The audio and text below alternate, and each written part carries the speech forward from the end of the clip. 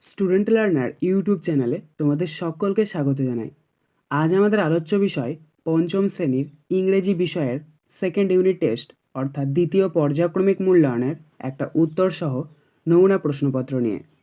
Full marks তোমাদের থাকবে 20, সময় থাকবে 40 মিনিট। প্রশ্নপত্রটা তোমাদের সেট নাম্বার 6। সরাসরি স্ক্রিনে তোমরা উত্তর সহ নমুনা প্রশ্নপত্রটা দেখতে পাচ্ছ। 1. Read the following passage and answer the question given below. অর্থাৎ এখানে যে প্যাসেজটা দিয়েছে সেটা তোমাদেরকে ভালো করে পড়ে নিতে হবে এবং নিচে যে প্রশ্নগুলো দেওয়া থাকবে সেই প্রশ্নগুলোর উত্তর এই প্যাসেজ থেকে খুঁজে নিয়ে লিখতে হবে। Father, he was born at a time when India was under the British rule. Through his writings he inspired the Indian youth to boldly fight for freedom. Pritam, when was he born, father? Father, he was born on 24th May 1899 in the village of Churulia. This was near Asansol in the Bardhaman district of undivided Bengal. As a child, he was attracted to folk theatre and later wrote many folk plays like Data Karna and Kobi Kalidas. Pritam, that is interesting. Father, in 1910, Nazrul met the revolutionary Nibaran Chandra Ghatak, who was his teacher. The poet Kumud Ranjan Mollik was the headmaster of the school Nazrul joined next. তো এটার বঙ্গানুবাদটা দেখে নাও। পিতা, তিনি এমন এক সময়ে জন্মগ্রহণ করেছিলেন যখন ভারত ব্রিটিশ শাসনের অধীনে ছিল। তার লেখার মাধ্যমে তিনি ভারতীয় যুবকদের সাহসিকতার সাথে লড়াই করতে অনুপ্রাণিত করেছিলেন। প্রীতম কবে জন্মেছে বাবা? পিতা, তিনি 1899 সালের 24শে মে চুরুলিয়া গ্রামে জন্মগ্রহণ করেন। এটি অবিভক্ত বাংলার বর্ধমান জেলার আসানসোলের কাছে ছিল। শৈশবে তিনি লোকনাট্যের প্রতি আকৃষ্ট হন এবং পরে অনেক লিখেছেন দাতাকর্ণ এবং কবি কালিদাসের মতো লোকনাট্য। প্রীতম, ব্যাপারটা মজার। পিতা 1910 সালে নজরুল বিপ্লবী নিবারণচন্দ্র ঘটকের সাথে দেখা করেন, যিনি তার শিক্ষক ছিলেন। কবি কুমুদরঞ্জন মল্লিক বিদ্যালয়ের প্রধান শিক্ষক। পরবর্তীকালে নজরুল যোগদান করেন। A, choose the correct answer from the given alternatives 1:2 = 2। অর্থাৎ এখানে তোমাদেরকে সঠিক উত্তরটা নির্বাচন করে লিখতে হবে। A, Kazi Nazrul Islam was born in the village of Bardhaman, Asansol, Churulia, Benaras. এখানে সঠিক উত্তর হবে চুরুলিয়া। অর্থাৎ কাজী নজরুল ইসলাম চুরুলিয়া গ্রামে জন্মগ্রহণ করেছিলেন।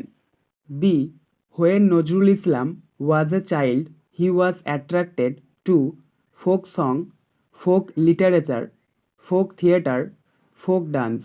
এখানে সঠিক উত্তর হবে ফোক থিয়েটার। অর্থাৎ শৈশবে কাজী নজরুল ইসলামের লোকনাট্যের প্রতি আকর্ষণ ছিল। B, complete the following sentence with information from the text 1:2 = 2। অর্থাৎ এখানে যে শূন্যস্থানগুলো দেওয়া হয়েছে সেগুলো তোমাদেরকে ওই প্যাসেজ থেকে খুঁজে নিয়ে লিখতে হবে। A, Nazrul inspired the Indian youth to dash. তো এখানে আমরা প্রথম শূন্যস্থানে বসাবো বোল্ডলি ফাইট ফর ফ্রিডম। অর্থাৎ নজরুলের লেখার মাধ্যমে তিনি ভারতীয় যুবকদের সাহসিকতার সাথে লড়াই করতে অনুপ্রাণিত করেছিলেন। B, Nibaranchandra Ghatak was dash. অর্থাৎ নিবারণচন্দ্র ঘটক কে ছিলেন? তো আমরা এখানে দ্বিতীয় শূন্যস্থানে বসাবো revolutionary and Nazrul school teacher. অর্থাৎ নিবারণচন্দ্র ঘটক ছিলেন বিপ্লবী এবং নজরুলের স্কুল শিক্ষক। C, answer the following question 1:2 = 2। A, who was Kumud Ranjan Mallick. অর্থাৎ কুমুদ রঞ্জন মল্লিক কে ছিলেন? Answer, Kumud Ranjan Mallick was the headmaster of the school Nazrul joined next. অর্থাৎ কুমুদ রঞ্জন মল্লিক ছিলেন নজরুলের স্কুলের headmaster. B, name 2 folk place written by Kazi Nazrul Islam. অর্থাৎ কাজী নজরুল ইসলাম রচিত দুটি লোকনাট্যের নাম লেখো। অ্যান্সার, দাতাকর্ণ অ্যান্ড কবি কালিদাস। অবশ্যই বইয়ের নামগুলো সিঙ্গেল কোটের মধ্যে রাখবে। 2. Fill in the blanks with the correct form of the verbs given in the brackets 1 into 2 equal to 2। অর্থাৎ এখানেও তোমাদেরকে শূন্যস্থান পূরণ করতে হবে সঠিক ক্রিয়াটি বেছে নিয়ে। A they dash drink or drunk tea yesterday. তো এখানে সঠিক উত্তরটা হবে ড্রাঙ্ক, অর্থাৎ তারা গতকাল চা পান করেছিল। B we dash go or went to school every day by bus. তো এখানে সঠিক উত্তরটা হবে গো, অর্থাৎ আমরা প্রতিদিন বাসে করে স্কুলে যাই। 3. Underline the adverb in the following sentence 1 into 3 equal to 3।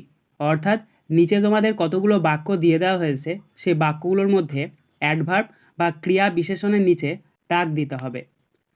A he will watch a play tomorrow. এই বাক্যটির মধ্যে অ্যাডভার্বটি হচ্ছে টুমরো, তাই আমরা টুমরোর নিচে দাগ দেবো। B the train moved slowly out of the station. এই বাক্যটির মধ্যে অ্যাডভার্বটি হচ্ছে স্লোলি, তাই আমরা এখানে স্লোলির নিচে দাগ দেবো। C come here. এই বাক্যটির মধ্যে অ্যাডভার্বটি হচ্ছে হেয়ার, তাই আমরা এখানে হেয়ারের নিচে দাগ দেবো। 4. Write the opposite of the following words 1 into 3 equal to 3। অর্থাৎ নিচে যে সমস্ত শব্দগুলো দেওয়া রয়েছে সেগুলোর অপোজিট বা বিপরীতার্থক শব্দ তোমাদেরকে লিখতে হবে। তো এ স্মল, স্মল শব্দের অর্থ হচ্ছে ছোট, তো এটার অপোজিট ওয়ার্ডস হবে বিগ, অর্থাৎ বড়। বি কিওরলি, কিওরলি শব্দের অর্থ হচ্ছে একে বেঁকে চলা, তো এটার বিপরীতার্থক শব্দ হবে স্ট্রেট, অর্থাৎ সোজা। সি ইজি, ইজি শব্দের অর্থ হচ্ছে সহজ, তো এটার বিপরীতার্থক বা অপোজিট ওয়ার্ডস হবে হার্ড, অর্থাৎ কঠিন। 5. Right 5 sentence about my village. প্রশ্নের মান 6, অর্থাৎ তোমাদেরকে নিজেদের গ্রামের সম্বন্ধে 5টা বাক্য লিখতে হবে। তো এটার উত্তরটা দেখে নাও। The name of my village is Angargaria. It is situated in the district Birbhum, West Bengal. There are about 1000 people live in my village. All the villagers are very cordial and supportive. Most of the villagers are farmers. There is a primary school, a health care center, and a post office in my village. I love my village very much. আজকের আলোচনা পর্বটি এখানেই শেষ হলো। আশা করি ভিডিওটি তোমাদের ভালো লেগেছে। যদি ভালো লাগে একটা করে লাইক করে দিও। সবশেষে তোমাদের কাছে একটাই অনুরোধ, যারা এখনও পর্যন্ত আমাদের চ্যানেলটিকে সাবস্ক্রাইব করে উঠতে পারোনি তারা চ্যানেলটিকে সাবস্ক্রাইব করে পাশে থাকা নোটিফিকেশন বেলকে অল প্রেস করে নিও এই ধরনের নতুন নতুন ভিডিও পাওয়ার জন্য। ধন্যবাদ।